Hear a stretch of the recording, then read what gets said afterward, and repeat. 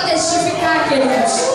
E o pastor disse: eu fui convidado para ir para um lugar que nem meus inimigos sonham onde eu vou. Eles imaginam onde eu vou pisar.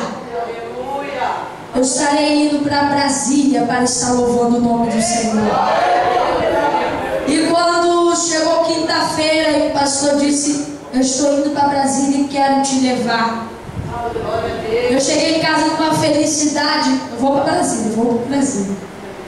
Mas aí minha mãe disse que eu não iria.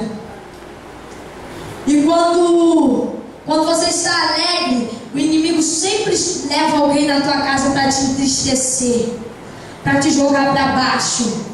Mas nessa hora veio um varão hoje na minha casa e disse assim: eu, o Senhor teu Deus, já estou assinando o teu passaporte, e tu sentarás na cadeira, lavastu e bicanto, levelas. Tu serás na cadeira que já está preparada naquele voo para você. E eu me alegrei, porque do Senhor mesmo falando que eu iria.